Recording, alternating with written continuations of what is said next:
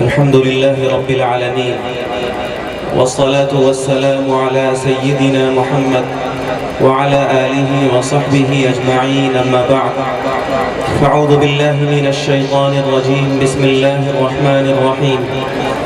إنا نحن نزلنا الذكر وإنا له لحافظون وعن عبد الله بن عباس رضي الله عنهما أنه قال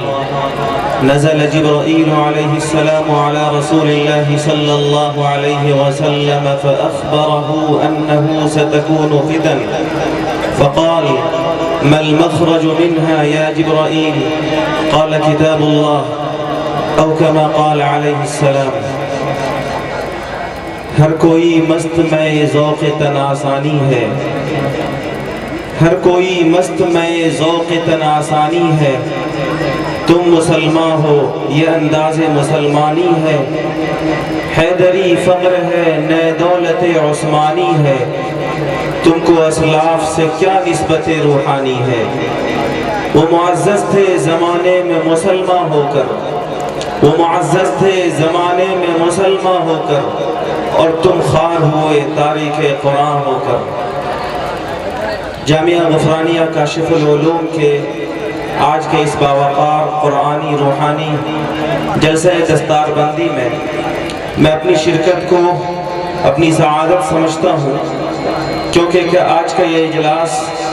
قرآن کریم کی مناسبت سے منعقد ہو رہا ہے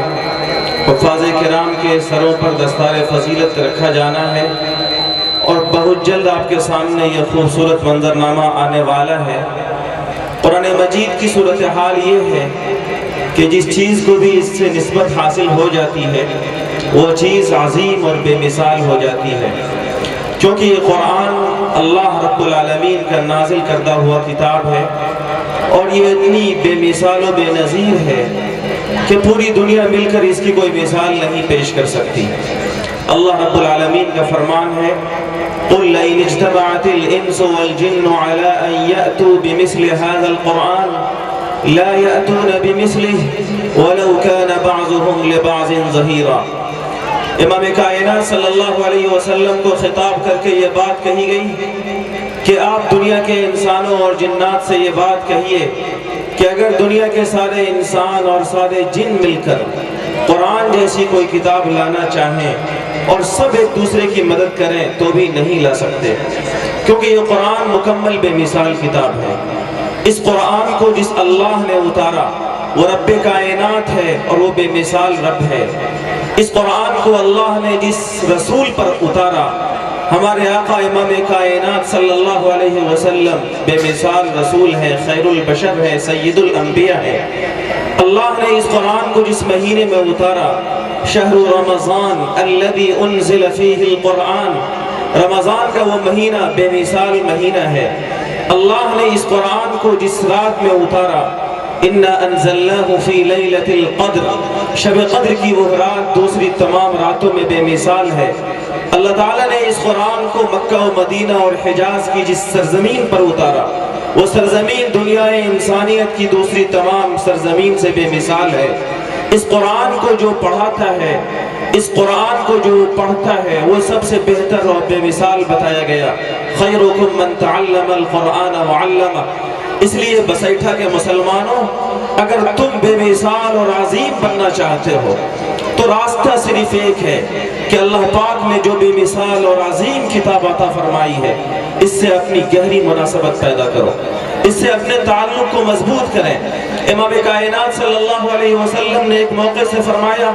من ترکہ من جبار قسمہ اللہ ومن ابتغى الہدى فی غیرہ اضلہ اللہ کہ لوگوں یہ وہ عظیم کتاب ہے کہ جو کوئی سرکشی کی بنیاد پر قرآن کریم کو چھوڑ دے گا اللہ اسے توڑ دے گا قرآن کریم نے زندگی گزارنے کے لیے جو ہدایات عطا کیے چاہے عقائد کے تعلق سے ہوں عبادات کے تعلق سے ہوں معاشرت کے تعلق سے ہوں معاملات کے تعلق سے ہوں زندگی کے کسی بھی مسئلے میں قرآن کریم نے جو رہنما ہدایات عطا کیے جو دستور قرآن میں اللہ نے عطا کیا اگر دنیا کا کوئی انسان غرور اور سرکشی کی بنیاد پر قرآن کی ربانی ہدایت کو چھوڑ دے گا قسمہ اللہ کے سچے رسول نے فرمایا کہ اللہ اسے توڑ دے گا دنیا میں نہیں تو آخرت میں وہ وہ ذلیل و رسوا ہو جائے گا۔ وَمَنِ ابْتَغَى الْهُدَى فِي غَيْرِهِ يَضَلَّهُ اللَّهُ، اور فرمایا اس نبی نے جس کی زبان نے کبھی جھوٹ نہیں بولا کہ جو کوئی بھی قرآن کے علاوہ کسی اور نظام زندگی میں اپنی ہدایت تلاش کرے گا اللہ اسے گمراہ کر دے گا۔ لوگوں یہ بڑی عظیم کتاب ہے جو اللہ نے ہمیں عطا فرمائی ہے، اور اس کی عظمت کا حال یہ ہے کہ جس سے بھی اس کو نسبت لگتی ہے وہ چیز عظیم بن جاتی ہے۔ اب قرآن مجید کے حفاظ کی دستار کے عنوان سے آپ یہاں پر جمع ہیں، اس لیے میں بغیر کسی جھجک کے یہ بات کہہ سکتا ہوں کہ آپ کی یہ مجلس، آپ کا یہ یہاں بیٹھنا دنیا کی دوسری تمام مجلسوں میں، تمام میٹنگ میں بے مثال اور عظیم مجلس ہے۔ میرے بھائیوں اور میرے بزرگوں، یہ دستار بندی حفاظ کرام کی ہونی ہے۔ اس مناسبت سے میں 2-3 گزارشات آپ کے سامنے عرض کرنا چاہتا ہوں۔ قرآن مجید کو جو لوگ اپنے سینوں کے اندر محفوظ کرتے ہیں اللہ انہیں اپنی ایک صفت عطا کرتا ہے، وہ حافظ ہو جاتا ہے، حافظ قرآن کہلاتا ہے۔ حافظ یہ اللہ کی صفت ہے۔ قرآن کریم سے نسبت کے بعد، قرآن کریم سے حفظ کے بعد ان کا مقام اور مرتبہ اتنا بلند ہو جاتا ہے کہ ایک موقع سے امام کائنات صلی اللہ علیہ وسلم نے یہ بات ارشاد فرمائی، ان للہ اہلین من الناس، اے لوگوں دنیا کے اندر کچھ لوگ ہیں جو خاص اللہ کے گھر کے لوگ ہیں۔ دنیا میں رہتے ہوئے، تمہارے گھروں میں رہتے ہوئے، تمہارے سماج اور معاشرے میں رہتے ہوئے، تمہاری سوسائٹی میں رہتے ہوئے کچھ لوگ ہیں جو اس پوزیشن میں ہیں کہ وہ خاص اللہ کے گھر کے لوگ ہیں۔ آپ دنیا کے اندر دنیا کے مختلف عہدے والوں کا اکرام کرتے ہیں، ان کا رسپیکٹ کرتے ہیں، ان کی عزت کرتے ہیں، لیکن ساتھ ساتھ اس بڑے منصب والے ان کے گھر کے لوگوں کا بھی اکرام کرتے ہیں کہ یہ ڈی ایم صاحب، یہ سی ایم صاحب، یہ پی ایم صاحب کے گھر کے لوگ ہیں۔ اے لوگوں پوری کائنات کا جو رب ہے اللہ،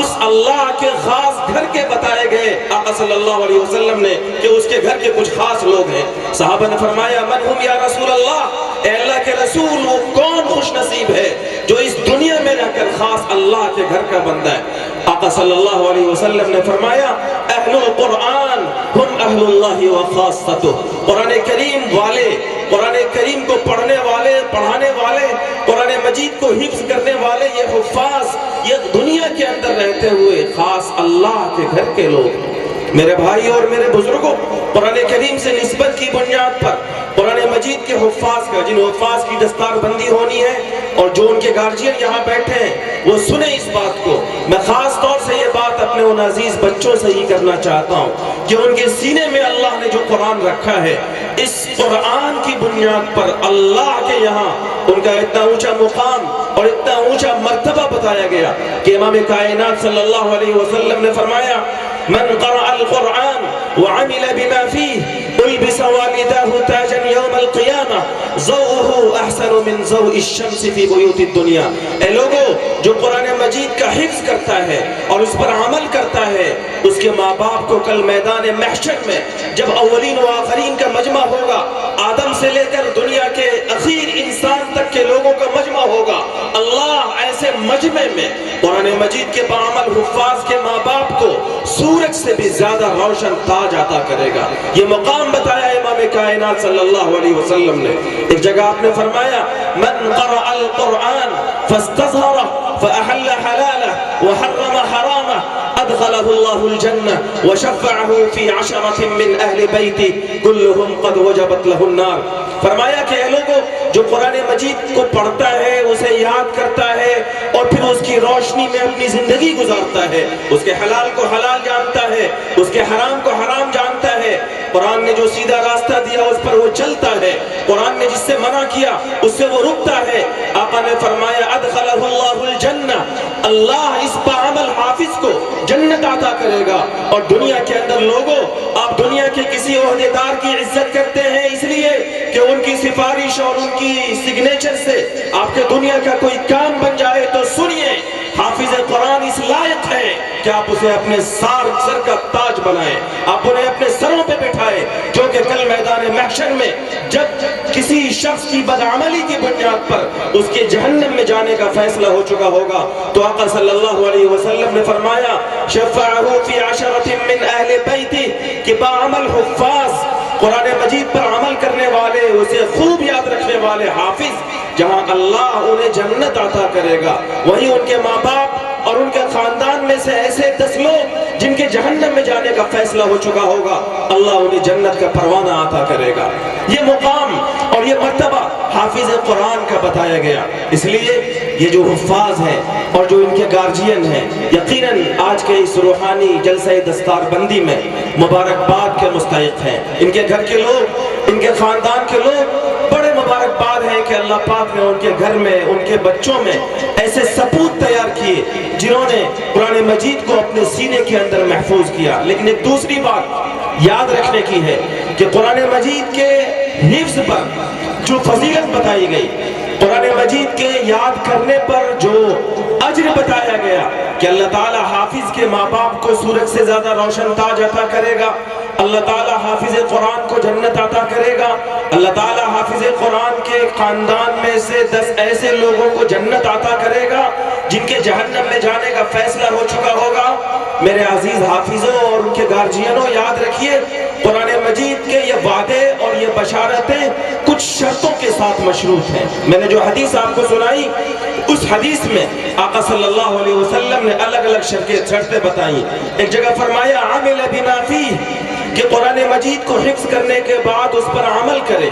ایک دوسری روایت میں فرمایا گیا فاستظہرہ فاحل حلالہ وحرم حرامہ، یاد کیا، اس پر عمل کیا، اور عمل کا سادہ مفہوم یہ ہے احل حلالہ وحرم حرامہ، قرآن نے جو جائز راستہ بتایا اس پر وہ چل پڑا، قرآن کریم نے جس سے روکا اس سے وہ رک گیا، اس کی پوری زندگی قرآن کی عملی ترجمانی کرنے والی ہو گئی۔ تو یہ وہ بعمل حفاظ ہے جن کو اللہ یہ اعزاز و اکرام عطا کرے گا۔ اس لیے حفاظ کی یہ ذمہ داری ہے اور ماں باپ کی یہ ذمہ داری ہے کہ اپنے ان حفاظ بچوں کی قدر کریں، ان کی غلط صحبت سے ان کی حفاظت کریں، ان کی زندگی میں ان کی نگرانی کریں کہ جس قرآن کو انہوں نے بڑی محنتوں سے جامعہ غفرانیہ کاشف العلوم کے اساتذہ کے سامنے اپنے سینوں کے اندر محفوظ کیا ہے۔ قرآن مجید کے حفظ کرنا یہ کوئی آسان کام نہیں ہے، یہ بڑا کام ہے اور سالوں لگتا ہے قرآن مجید کو حفظ کرنے میں۔ جس بچے نے بڑی محنت کے بعد قرآن مجید حفظ کیا ہے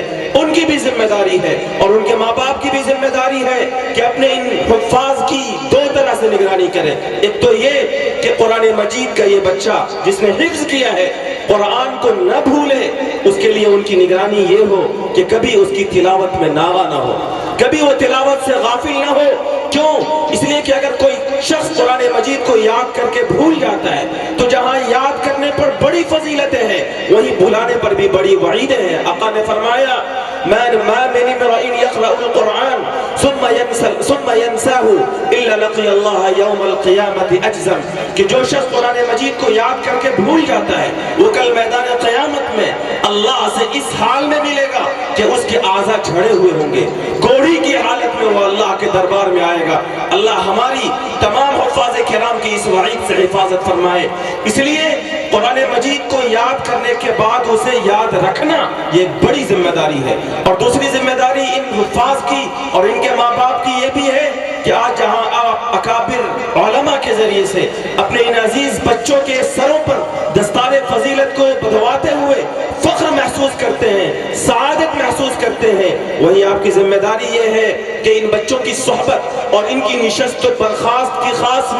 نگہبانی اور نگرانی ہو کہ ان کی صحبت عام ایسے لڑکوں کے ساتھ، ایسے لوگوں کے ساتھ نہ ہو جن کی صحبتوں میں بیٹھ کر قرآن مجید پر عمل نہ کر سکے۔ قرآن مجید کا جو تقاضا ہے اس تقاضے سے وہ بالکل دور ہو جائے۔ قرآن کریم نے زندگی گزارنے کا جو ٹریک دیا، جو راستہ دیا وہ الگ، اور اس کی زندگی بالکل ایک آزادانہ زندگی گزر رہی ہو، ایسا نہ ہو۔ کیونکہ اگر کوئی شخص قرآن مجید پر عمل نہیں کرتا تو ظاہر سی بات ہے یہ بڑی بشارتیں اور یہ بڑے فضائل جو آقا صلی اللہ علیہ وسلم نے ایک حافظ کے بتائے ہیں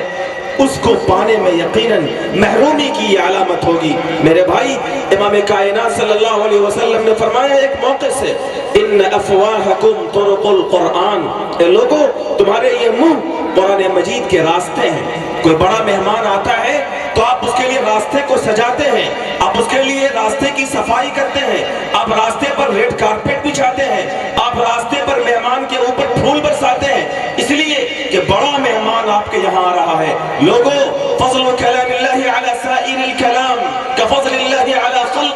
فرمایا گیا کہ اللہ کے کلام کو دنیا کے تمام کلام پر ایسی فضیلت حاصل ہے جیسے خود اللہ کو خالق ہونے کی حیثیت سے پوری دنیا کی ساری مخلوقات پر فضیلت حاصل ہے۔ اللہ کا یہ کلام سب سے عظیم کلام ہے۔ اس کلام کو پڑھنے کا راستہ یہ زبان ہے، یہ منہ ہے، اور اس قرآن کو سننے کا راستہ کان ہے۔ اس لیے جس طریقے سے دنیا کے اندر بڑے لوگوں کے اکرام میں راستوں کی صفائی ہوتی ہے، راستوں کو سجایا جاتا ہے، راستوں پر پھول بچھائے جاتے ہیں، اللہ کا قرآن جس زبان سے پڑھا جائے، اللہ کا قرآن جس کان سے سنا جائے، اس زبان پر گندے الفاظ، اس زبان پر غیبت، اس زبان پر چغلی، اس زبان پر جھوٹ، اس زبان پر گانے کے گندے الفاظ، جس کان سے اللہ کا قرآن ان عزیز حفاظ نے سنا، ان کانوں میں گانے کے فوش کلمات، ان کانوں میں اللہ رسول کو ناراض کرنے والی باتیں قطعاً نہیں ہونی چاہیے۔ یہ قرآن مجید کے حقوق کی حق تلفی ہے۔ اس لیے دوسری ذمہ داری جو بچوں کی ہے اور ان کے گارجینوں کی ہے اور ہر حافظ قرآن کی ہے، وہ یہ ہے کہ اللہ پاک نے جو عظیم قرآن ان کے سینے میں عطا فرمایا ہے، پوری زندگی اس کی قدر کریں، اور قدر یہ ہے کہ اپنی زبان کی بھی حفاظت کریں، اپنے کان کی بھی حفاظت کریں، اور اپنی ان نگاہوں کی بھی حفاظت کریں جن نگاہوں سے اللہ کے قرآن کو دیکھ کر پڑھ کر یاد کیا ہے کہ اپنی نگاہوں کے ذریعے سے، زبان کے ذریعے سے، کان کے ذریعے سے اللہ کو ناراض کرنے والے کام نہ ہو۔ یہ دو باتیں تو مجھے ان بچوں سے کہنی تھی، اور ایک تیسری بات جو مجھے آپ سے کرنی ہے، عام مسلمانوں سے کرنی ہے، وہ بڑی اہمیت کی حامل ہے۔ بہت توجہ کے ساتھ سنیے۔ میں نے قرآن مجید کی آپ کے سامنے ایک آیت پڑھی، اس آیت کے اندر اللہ تبارک و تعالی نے یہ بات ارشاد فرمائی، اِنَّا نَحْنُ نَزَّلْنَا الذِّكْرَ وَإِنَّا لَهُ لَحَافِظُونَ کہ اے لوگو ہم نے قرآن اتارا اور اس کے محافظ بھی ہم ہیں۔ علماء بیٹھے ہیں، آپ پوچھئے علماء سے، اللہ پاک نے قرآن کے علاوہ بھی آسمانی کتابیں اتاری، توریت، زبور، انجیل، صحف موسیٰ، صحف ابراہیم، کئی کتابیں ہیں جن کا تذکرہ قرآن کریم میں موجود ہے کہ ان کو اللہ نے اتارا، لیکن اللہ نے ان کی حفاظت کی ذمہ داری نہیں لی، قرآن اور کتابیں محفوظ نہیں رہ سکی، لیکن قرآن کو اللہ نے اتارا، اور اتارنے کے ساتھ ساتھ اللہ تعالیٰ نے ایک پرومس کیا، ایک وعدہ کیا، وَإِنَّا لَهُ لَحَافِظُونَ کہ ہم ہی اس قرآن کی حفاظت کریں گے۔ حضرت مفکر اسلام مولانا علی میاں ندوی نور اللہ مرقدہ نے ایک بڑا قیمتی نکتہ لکھا ہے، اور اس قیمتی نکتہ میں میرے لیے، آپ کے لیے، عالم اسلام کے مسلمانوں کے لیے، اور ملک کے تمام مسلمانوں کے لیے جن کے سینے میں دھڑکتا ہوا دل ہے، اور جو ملک کے نازک حالات میں گھبراہٹ کے، بے چینی کے، یاس کے، نا امیدی کے شکار ہیں، انہیں ڈر لگتا ہے، انہیں ڈر محسوس ہوتا ہے برسر اقتدار طبقے سے، حکومت کی کرسی پر بیٹھے ہوئے لوگوں سے، ملک کے آنے والے حالات سے کہ پتہ نہیں آنے والے دنوں میں کیا ہوگا۔ بس ایٹھا کے مسلمانوں سنو، پورے قرآن کو جس نبی پر اللہ نے اتارا، اس نبی نے ایک موقع سے فرمایا کہ اے لوگوں اس بات کو اپنے ذہنوں میں اچھی طریقے سے جگہ دینا اور ہمیشہ یاد رکھنا، وَعْلَمْ أَنَّ الْأُمَّةَ لَوِ اجْتَمَعَتْ عَلَىٰ أَن يَنْفَعُوكَ بِشَيْءٍ لَمْ يَنْفَعُوكَ إِلَّا بِشَيْءٍ قَدْ كَتَبَهُ اللَّهُ لَكَ کہ اے مسلمانوں پوری دنیا اور دنیا کی ساری طاقتیں مل کر اگر تمہیں فائدہ پہنچانا چاہے تو تمہیں اتنا ہی فائدہ ہوگا جتنا اللہ نے تمہارے لیے لکھ دیا ہے۔ اور سنو، وَلَوْ اجْتَمَعَتْ عَلَىٰ أَن يَضُرُّوكَ بِشَيْءٍ لَمْ يَضُرُّوكَ إِلَّا بِشَيْءٍ قَدْ كَتَبَهُ اللَّهُ عَلَيْكَ پوری دنیا کی ساری طاقتیں مل کر تمہیں نقصان پہنچانا چاہے، تمہیں NPR، NRC اور CAA کے ذریعے سے ملک سے در بدر کرنے کی کوشش کریں، یا کسی بھی قانون کے ذریعے سے تمہیں اور تمہاری نسلوں کو برباد کرنے کی پلاننگ کریں، سنو، اگر تمہارا ایمان اس اللہ کی ذات پر ہے جس کے قبضے میں پوری کائنات ہے، اور جس کے اشارے اور جس کی مرضی کے بغیر درخت کا کوئی پتا اور زمین کا کوئی ذرہ اپنی جگہ سے نہیں ہلتا، لوگوں اگر اس اللہ کی ذات پر تمہارا یقین ہے تو آقا کا فرمان سنو کہ اے مسلمانوں، اگر تم گولیوں کے نشانے پر ہو، اگر تم بموں کے نشانے پر ہو، اگر تم تلوار کے سائے میں ہو، تو بھی کبھی بھی ایک لمحے کے لیے یہ مت سوچنا کہ طاقت اللہ کے علاوہ کسی کے پاس ہے۔ پوری طاقت، پوری شوکت، پوری قوت اسی ایک اللہ کے پاس ہے، اور اس اللہ کا فرمان ہے، اس اللہ کے سچے رسول کا ارشاد ہے کہ اگر پوری دنیا مل کر تمہیں نقصان پہنچانا چاہے، لَمْ يَضُرُّوكَ إِلَّا بِشَيْءٍ قَدْ كَتَبَهُ اللَّهُ عَلَيْكَ تو تمہیں اتنا ہی نقصان پہنچے گا جتنا اللہ نے تمہارے لیے لکھ دیا ہے۔ تو نقصان سے ڈرنا نہیں ہے، حالات سے گھبرانا نہیں ہے۔ اور وہ مسلمان جن کے پاس قرآن ہو، قرآن کی طاقت ہو، قرآن کی شوکت ہو، وہ ڈر جائے حالات سے، وہ گھبرا جائے حالات سے، اس کا مطلب یہ ہے کہ آپ نے اللہ کے قرآن کو اور اس کے پاور کو سمجھا نہیں ہے۔ لوگوں، مفکر اسلام کی یہ بات ہے، میری بات ہوتی تو میرے منہ پہ دے مارتے۔ ایک عظیم زندہ دل، درد مند دل رکھنے والے عالم دین نے یہ بات کہی تھی، اور بڑی اہم بات کہی تھی، بڑا اہم درس ہے، باریک بات ہے، لیکن سمجھیے اس بات کو۔ انہوں نے فرمایا تھا کہ لوگوں، اللہ نے قرآن کو اتارا اور قرآن کی حفاظت کی بھی ذمہ داری لی۔ 1450 سال ہو گئے، قرآن کریم آج تک محفوظ ہے، اس کی ایک ایک آیت، اس کا ایک ایک حکم، اس کا ایک ایک زبر، اس کا ایک ایک زیر، اس کا ایک ایک نقطہ جیسا آقا صلی اللہ علیہ وسلم پر اترا تھا من نوعاً موجود ہے۔ اور علماء سے پوچھئے، زبان کے ماہرین سے پوچھئے، لینگویج اسپیشلسٹ سے پوچھئے کہ عربی زبان میں اللہ نے قرآن کو اتارا، عربی زبان بھی آج محفوظ ہے۔ آج سے 1450 سال پہلے عربی زبان کا جو لب و لہجہ تھا، اس کے جو امتیازات تھے، اس کے جو تخصصات تھے، قرآن کریم کی حفاظت کے ساتھ ساتھ اللہ نے اس زبان کو بھی محفوظ رکھا۔ حالانکہ لینگویج اسپیشلسٹ اور زبان کے ماہرین یہ بات کہتے ہیں کہ ہر 100 سال 200 سال پر زبانیں بدل جاتی ہیں، اس کے امتیازات بدل جاتے ہیں، اس کے تخصصات بدل جاتے ہیں۔ مسلمانوں، جس اللہ نے قرآن کی حفاظت کا وعدہ کیا تو نہ صرف یہ کہ قرآن کی حفاظت بھی کی، ساتھ ساتھ عربی زبان کی بھی حفاظت کی۔ مفکر اسلام کا جملہ یاد کیجئے، انہوں نے فرمایا تھا کہ اگر تم کو اپنی جان کا خطرہ ہے، اپنی نسلوں کے دین و ایمان کا خطرہ ہے، اپنی تجارت کا خطرہ ہے، اپنی ملازمت کا خطرہ ہے، ملک کے برسر اقتدار اور دنیا کی طاقتوں سے ڈر ہے، تو گھبرانے کی کوئی ضرورت نہیں ہے، قرآن سے جڑ جاؤ۔ جس اللہ نے قرآن کو اتار کر قرآن کی حفاظت کی ذمہ داری لی اور قرآن کو آج تک محفوظ کیا، اللہ قرآن کی بھی حفاظت کرے گا، اور قرآن سے جڑنے کے نتیجے میں اللہ تمہاری بھی حفاظت کرے گا۔ لوگوں، گھبرانے کی کوئی ضرورت نہیں ہے، ڈرنے کی کوئی ضرورت نہیں ہے۔ قرآن کریم کی صورت میں اللہ پاک نے آپ کو وہ عظیم لازوال دستوری کتاب عطا فرمایا ہے، جس پر عمل پیرا ہو کر، جس کو تھام کر، جس کو مضبوطی سے پکڑ کر آپ دنیا اور آخرت کے تمام مسائل کا حل کر سکتے ہیں۔ قرآن کریم وہ انقلابی کتاب ہے جس نے آج سے 1400 سال پہلے انقلاب برپا کیا تھا اس سماج میں، اس سوسائٹی میں، اس معاشرے میں۔ جن افراد کو، جس سماج اور جس سوسائٹی کے لوگوں کی صورتحال یہ تھی کہ وہ اونٹ کو چڑھاتے تھے، وہ بھیڑیوں کی گلہ بانی کرتے تھے، ان کے پاس کچھ نہیں تھا، وہ علم و حکمت سے خالی تھے، لیکن جب اس نے محمد عربی صلی اللہ علیہ وسلم کی غلامی کا اقرار کیا اور اللہ کے نبی پر جو قرآن اترا، اس قرآن کو نہ صرف یہ کہ اس پر مضبوط ایمان لایا، بلکہ اسے سمجھا، اسے پڑھا اور اس پر عمل بھی کیا، تو اللہ نے انہی گھوڑے کے، اونٹوں کے اور بھیڑوں کی گلہ بانی کرنے والے لوگوں کے قدموں میں اس وقت کے قیصر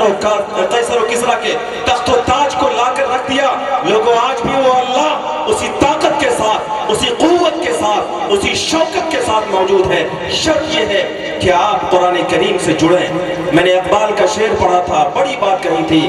وہ معزز تھے زمانے میں مسلمان ہو کر اور تم خوار ہوئے تاریخ قرآن ہو کر۔ اللہ پاک نے انہیں عزت عظمت عطا کی تھی اس لیے کہ ان کی زندگیوں میں قرآن تھا۔ آج ہم ذلیل و خوار ہیں اس لیے کہ ہماری زندگیوں میں قرآن نہیں ہے۔ امام کائنات صلی اللہ علیہ وسلم نے فرمایا تھا، ان اللہ یرفع بهذا الكتاب اقواما ويضع به آخرین۔ اللہ اسی کتاب کی بنیاد پر بہت ساری قوموں کو اٹھاتا بھی ہے اور بہت ساری قوموں کو ذلیل بھی کرتا ہے۔ جو لوگ اور جو قومیں قرآن کریم سے جڑتی ہیں، اس کے حقوق کو ادا کرتی ہیں، اللہ اسے اٹھاتا ہے، اور جو قومیں قرآن کو چھوڑ دیتی ہے اللہ اسے رسوا کر دیتا ہے۔ یہ امام کائنات صلی اللہ علیہ وسلم نے فرمایا۔ جو ماڈرن طبقہ ہے، جو جدید تعلیم یافتہ ہے، ان کو قرآن مجید کی صداقت اور قرآن مجید کے اس اعزاز میں ہو سکتا ہے کوئی ڈاؤٹ ہو، کوئی شبہ ہو۔ امام کائنات صلی اللہ علیہ وسلم نے جو یہ بات کہی کہ قرآن ہی تمہاری عزت کا سرچشمہ ہے اور قرآن ہی تمہاری ذلت کی وجہ ہی بنے گا۔ قرآن کو پکڑو گے بلند ہو جاؤ گے، قرآن کو چھوڑو گے ذلیل ہو جاؤ گے۔ شاید دنیا کے جدید تہذیب یافتہ اور جدید تعلیم یافتہ لوگ اس پر اشکال کریں، لیکن اس مجمع میں بہت سارے لوگ اہل علم ہیں۔ میں اہل علم کے مجمع میں ذمہ داری کے ساتھ ایک بہت بڑے مفکر کی ایک بات سناتا ہوں اور خود اس کی زبان میں سناتا ہوں۔ نیپولین کا نام سنا ہے آپ لوگوں نے؟ नेपोलियन बोनापार्ट ये बहुत बड़ा जंगी कायद था, greatest military leader in the history and emperor of France. सल्तनत फ्रांस का एक बड़ा जंगी कायद, एक बड़ा जंगी रहनुमा था। इसने एक बड़ी कीमती बात कही है और आबे ज़र से लिखे जाने के काबिल बात कही है। उन्हीं की ज़बान में सुनिए, उसने ये बात लिखी है जब वो दुनिया के बड़े बड़े शहरों को और मुल्कों को फतह कर रहा था। उसने एक बात कही थी जो हम जैसे और मुल्क के इस वक्त के कमज़ोर मुसलमानों के लिए एक बड़ी आइडियल और बड़ी कीमती बात उसने कही। उसने कहा था, I hope it won't too late that time which I can unite all the scholars of all the countries together and establish a monotone society based on principles of Quran. It only will guide people to prosperity. जो लोग ज़बान के माहिर हैं वो शायद समझ गए होंगे कि उसने क्या बात कही है। आज दुनिया के लोगों को कुरान में कीड़े नजर आते हैं। कुरान में कीड़े निकालने वाले को अल्लाह ने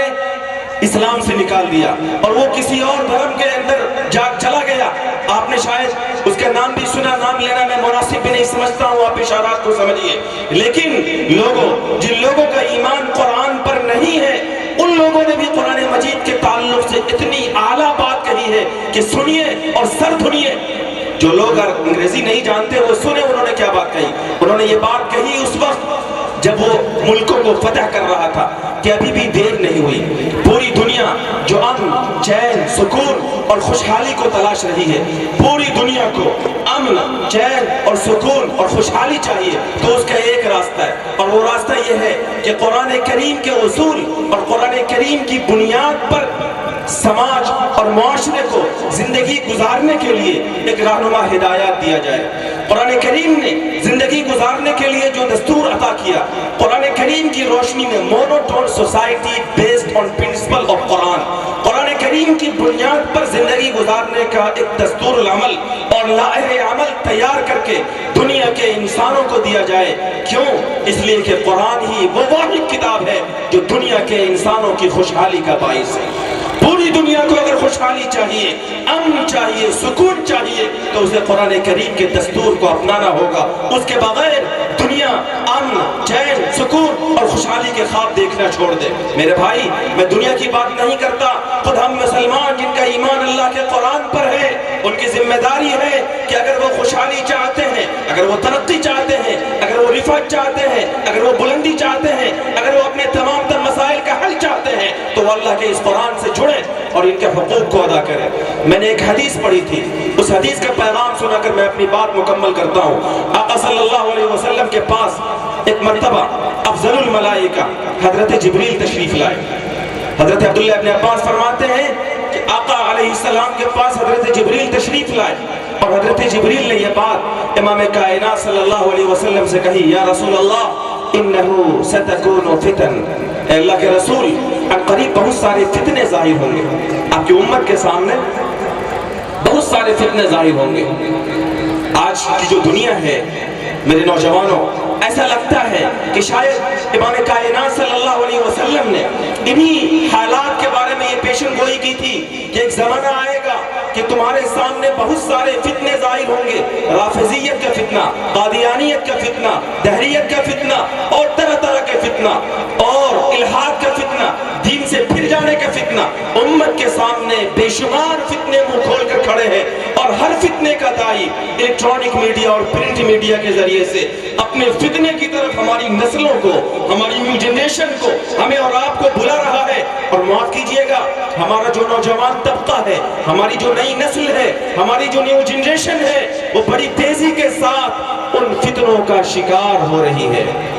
और इस वक्त मैं एक बात आपके सामने अर्ज करना चाहता हूँ, बड़ी जिम्मेदारी के साथ इस वक्त उम्मत के सामने और इस मुल्क के अंदर अकाबिर उलमा यहाँ बैठे हैं, इनके एहतमाद के साथ मैं ये बात आपसे कहूँ, इस वक्त इस मुल्क के अंदर एक सबसे बड़ा फितना और चैलेंज जो हमारे सामने है वो इर्तिदाद का फितना है, दीन से फिर जाने का फितना है। शायद आपको ये बात अजीब सी लगे कि इस मुल्क के अंदर ये फितना कहाँ सर उभार रहा है, तो सुनिए, आपके इल्म के लिए मैं ये बात कहूँ कि इस मुल्क के एक अजीम आलिम दीन है, all India Muslim personal board के अहम रुकन है और मुल्क के बड़े दर्द दिल रखने वाले आलिम दीन हैं, हजरत मौलाना सज्जाद नौमानी दामत बरकातुहू, वो उस टीम का हिस्सा है जिस टीम ने एक सर्वे किया, एक जायजा लिया मुल्क के अंदर जो मैरिज रजिस्ट्रार की ऑफिस है, उस ऑफिस से पूरे मुल्क के तमाम मैरिज रजिस्ट्रेशन की ऑफिस से ये डेटा उन्हें मिली। उस डेटे में ये बात कही गई कि इस मुल्क के अंदर गुज़िश्ता साल में 8 लाख मुस्लिम बच्चियां हैं जो गैरों के साथ जा चुकी हैं, दीन से मुर्तद हो चुकी हैं, दीन से फुर चुकी हैं। मैं 8,000 की बात नहीं कर रहा हूँ।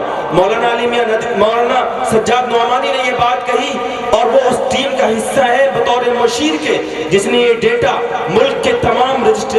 मैरिज रजिस्ट्रार की ऑफिस से निकाली है कि इस मुल्क के अंदर स्कूलों में, कॉलेजों में और दीगर तालीमी इदारों में पढ़ने वाली 8 लाख बच्चियां ऐसी हैं जो दीन से फिर गई, जो दीन से मुर्तद हो गई। लोगों, इर्तिदाद का फितना ये एक बड़ा फितना है जो आपके सामने मुंह खोल कर खड़ा है। इन तमाम फितनों से आपकी और आपके नस्लों की हिफाजत कैसे होगी, मैं इस वक्त तफसील के साथ आपके सामने बात नहीं करना चाहता, क्योंकि हमें अपने अकाबिरीन से इस्तिफादा करना है। हम अपनी बेटियों को, अपनी नस्लों को इर्तिदाद से, बेदीनी से, बददीनी से कैसे बचाएंगे? हजरत जिब्रील ने इमाम कायनात सल्लल्लाहु अलैहि वसल्लम से जब ये बात कही थी कि या रसूल अल्लाह, आपकी उम्मत के सामने बेशुमार फितने जाहिर होंगे, तो आका सल्लल्लाहु अलैहि वसल्लम ने हजरत जिब्रील से पूछा था, मल मखरजु मिन्हा या जिब्राइल, ए जिब्राइल, मेरी उम्मत तमाम फितनों से कैसे बचेगी? जिन फितनों की तुम बात कर रहे हो, उन फितनों से मेरी उम्मत कैसे बचेगी? ए मुसलमानों,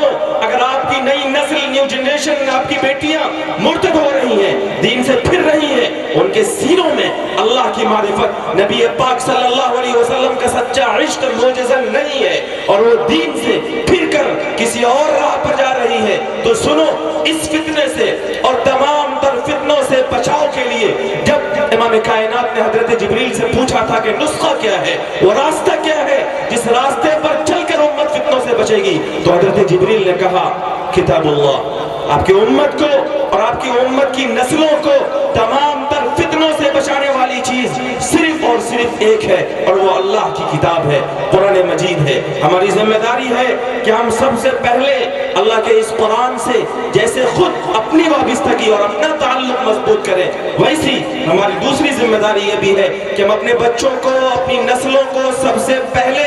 अल्लाह के इस कुरान से जोड़ें। हम उन्हें असली तालीम गाहों में, हम उन्हें वर्ल्ड वाइड एजुकेशन से आरास्ता करने से पहले, हम उन्हें जदीद तालीम से आरास्ता करने से पहले अल्लाह रसूल की मारिफत से आरास्ता करें, कुरान मजीद की मजबूत तालीम दें। हम ऐसे इदारे खोलें जिन इदारों में कुरान मजीद की भी तालीम हो और कुरानी माहौल की रोशनी में असली तालीम का भी इंतजाम हो जाए। मुल्क के अंदर जो आपके खैरखा लोग हैं, आपके खैरखा लोग इस मुल्क के तालीमी इदारों में भी ऐसा निज़ाम तालीम, ऐसा सिलेबस राइज करना चाहते हैं जिस निज़ाम तालीम को, जिस सिलेबस को पढ़कर स्कूल में पढ़ने वाला बच्चा दीन पर जम नहीं पाएगा, दीन पर कायम नहीं रह पाएगा। मैं सलाम करता हूँ मुल्क के उन अकाबिरीन को और मैं सलाम करता हूँ इमारत शरिया बिहार, उड़ीसा, झारखंड के उस अजीम खानवादे के अजीम फर्जंद को जो हमारे अमीर हैं, मुफक्किर इस्लाम हजरत मौलाना सैयद मोहम्मद वली रहमानी नव्वरल्लाहु मरक़दहू के जानशीन हजरत मौलाना सैयद अहमद वली फैसल रहमानी, अल्लाह उनके उम्र को दराज फरमाए। उन्होंने मुल्क के इस खतरनाक माहौल को महसूस किया, उन्होंने देखा कि हमारे जो खैरखा लोग इक़्तिदार की कुर्सियों पर बैठे हुए हैं, वो अपने तालीमी इदारों में ऐसा निसाब तालीम राइज करना चाहते हैं जिस निसाब तालीम को पढ़कर बच्चा तालीम याफ्ता, एजुकेटेड जरूर हो जाएगा, लेकिन वो दीन से मुर्तद हो जाएगा, वो दीन से फिर जाएगा। इसलिए जब से उन्होंने इमारत शरिया की इमारत के मसनद पर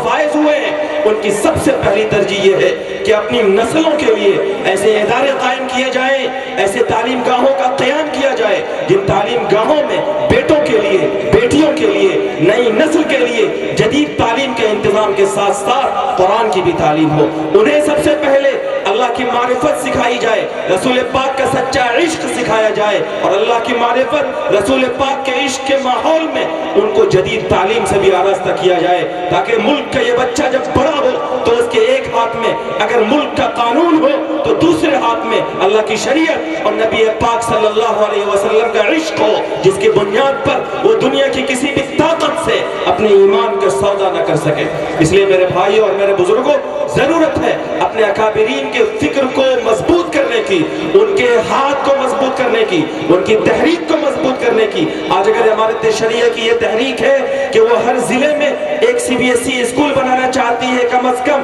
جو ہماری ضرورت کو پوری نہیں کر سکتا، ہماری آبادی کے تناسب کے اعتبار سے ہمیں بہت سارے ایسے تعلیمی ادارے اور اسکول بنانے ہیں جہاں پر بچے جدید تعلیم سے آراستہ ہو، دینی ماحول میں، جہاں ان کا دین بھی محفوظ ہو اور وہ دنیا کے جدید علوم سے بھی آراستہ ہو جائیں۔ تو ایسے اداروں کے قیام کے لیے آپ امارت شریعہ کی تحریک کو مضبوط کیجئے۔ آپ اپنے بزرگوں کے، اپنے اکابرین کے، اپنے امیر شریعت کے، اپنے ملک کے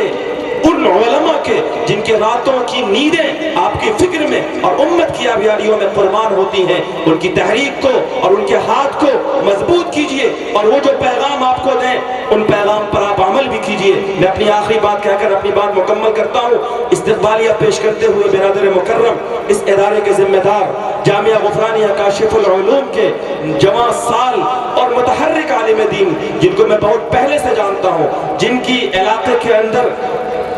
دینی سرگرمیوں سے میں واقف ہوتا رہتا ہوں، اور اس ادارے کے تعلق سے ان کی جو کامیاب کوشش ہے، آج میں نے پہلی بار اس ادارے کو دیکھا، دل کو سکون ملا۔ جنگل میں منگل جو تعبیر ہے، اگر کہا جائے تو یہ تعبیر اس پر بالکل فٹ آتی ہے۔ مولانا حسن الرحمان نے اپنے خطبہ استقبالیہ میں جس درد کا اظہار کیا، لوگوں یہ اس امت کا ایک بڑا المیہ ہے کہ اس امت کے اندر ہمارے لیے رونے والا، ہمارے لیے تڑپنے والا، ہمارے لیے فکر کرنے والا، اپنے گھر کو اور اپنی ضرورتوں کو قربان کر کے ہمارے لیے اپنے ساری توانائی کو اور اپنی صلاحیت کو لگانے والا اولاً تو بہت کم ہے، اور جو لوگ کام کرتے ہیں بدقسمتی ہماری ہے کہ ہم ان کی ٹانگیں کھینچتے ہیں، ہم ان کی حوصلہ افزائی کرنے کے بجائے ہم ان کی حوصلہ شکنی کرتے ہیں۔ یاد رکھیے، میں ایک پیغام سنا کر اپنی بات مکمل کرتا ہوں۔ امام کائنات صلی اللہ علیہ وسلم نے ایک موقع سے دو طرح کے لوگوں کا تذکرہ کیا۔ ایک شخص کا تذکرہ کیا، آپ نے فرمایا کہ یہ بڑا مبارکباد ہے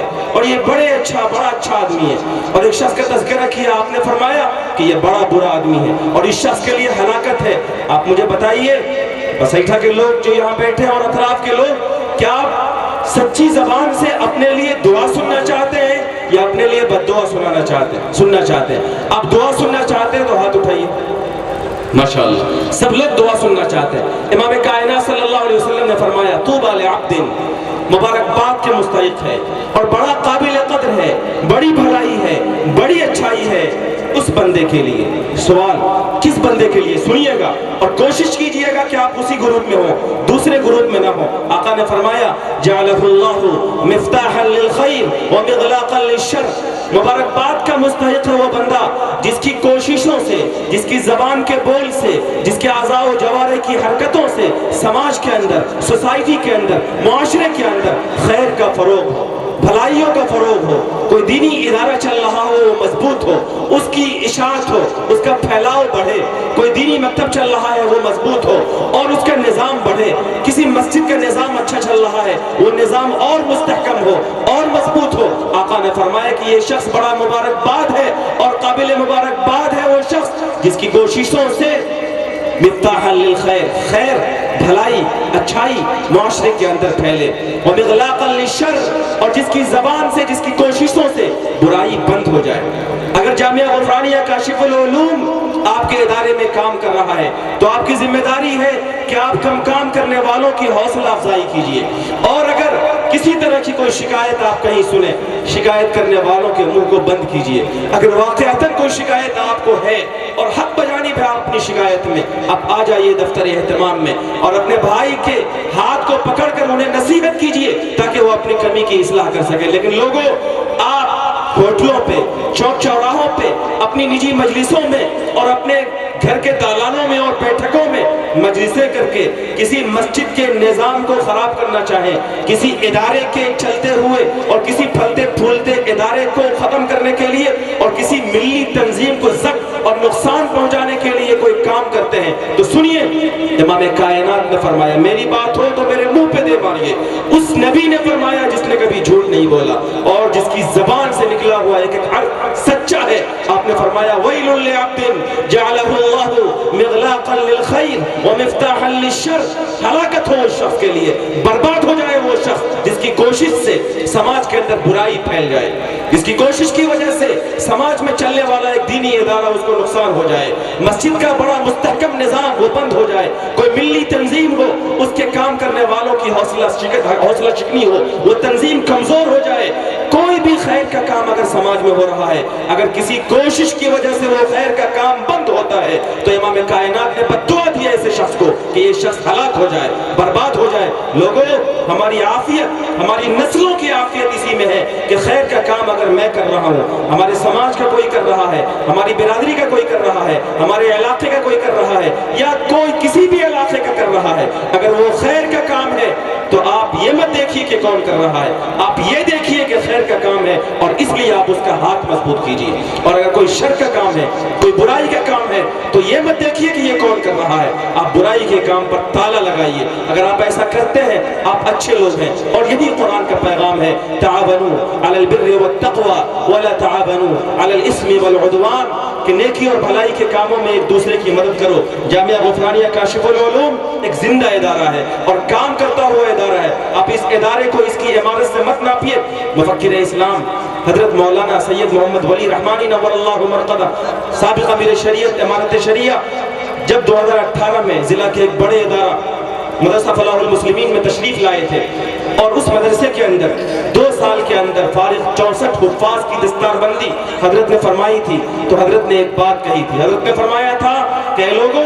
آج ہمارا المیہ یہ ہے کہ ہم اداروں کو عمارت سے ناپتے ہیں. کسی ادارے کے پاس بڑی بلڈنگ ہے، بڑی عمارت ہے، ہم کہتے ہیں کہ سبحان اللہ بڑا مدرسہ ہے. اور کسی ادارے کے پاس کم عمارت ہے اور چھوٹی عمارت ہے، تو ہم کہتے ہیں کہ یہ چھوٹا مکتب ہے، چھوٹا مدرسہ ہے. حضرت نے فرمایا تھا کہ لوگوں، مدرسوں کو عمارت سے مت ناپیے، مدرسوں کو اس کی خدمات سے ناپیے. اگر کوئی ادارہ حافظ تیار کر کے دے رہا ہے تو یہ حضرت کا جملہ ہے، وہ زندہ ادارہ ہے. اس ادارے کو مضبوط کیجئے، اس ادارے کو مزید فعال کیجئے اور اس ادارے کو آگے لے جائیے. قرآن نے کہا تعاونوا علی البر والتقوی، نیکی اور بھلائی کے کاموں میں ایک دوسرے کی مدد کرو، اور برائی کے کاموں میں، ظلم و زیادتی کے کاموں میں کسی کی مدد مت کرو. اگر تم نیکی کے کام میں مدد کرو گے اللہ تمہیں بدلہ دے گا، لیکن اگر برائی کے کاموں میں تم ایک دوسرے کی مدد کرو گے، کسی ادارے کو نقصان پہنچانے کے لیے، کسی ملی تنظیم کو نقصان پہنچانے کے لیے تم کوئی سازش کرو گے، اللہ نے فرمایا واتقوا اللہ، اس اللہ سے ڈرو، ان اللہ شدید العقاب، جس کا عذاب بہت سخت ہے. آج تم کسی ادارے کو اپنی غلط کوششوں سے نقصان پہنچاؤ گے، لیکن وہ اللہ جس کی صفت شدید العقاب ہے، اگر اس کے عقاب میں، اس کی سزا میں تم آ جاؤ گے پھر تمہیں کوئی نہیں بچائے گا. اس لیے میرے بھائی اور میرے بزرگوں، اس مختصر وقت میں آپ کو جو معروضات میں نے عرض کیا اس کا خلاصہ بس یہ ہے کہ یہ عزیز بچے جنہوں نے حفظ قرآن کیا، یہ بڑے مبارکباد کے مستحق ہیں. ان کی ذمہ داری اور ان کے گارجین کی ذمہ داری یہ ہے کہ پوری زندگی قرآن کو یاد رکھیں. دوسری ذمہ داری یہ ہے کہ اپنے اعمال کو قرآنی احکامات میں ڈھالیں تاکہ بشارتوں کے ہم مستحق ہو سکیں. ایک تیسرا پیغام جو میں نے میرے لیے بھی اور آپ سب کے لیے بھی عرض کیا کہ ہم اگر اللہ کے قرآن سے جڑیں گے دنیا کی کوئی طاقت ہمیں نقصان نہیں پہنچا سکتی. ایک چوتھی بات جو عرض کی کہ اس وقت ملک کے اور پورے عالم اسلام کے سامنے جو فتنے ہیں، ان تمام فتنوں کا علاج بھی اللہ کا یہ قرآن ہے. قرآن سے جڑیں گے فتنوں سے ہماری حفاظت ہوگی. اللہ تبارک و تعالی ان باتوں پر ہم سب کو کہنے سننے سے زیادہ عمل کی توفیق عطا فرمائے. وما توفیق الا باللہ علیہ توکلت والیہ انیب. واخر دعوانا الحمد للہ رب العالمین. ماشاء اللہ.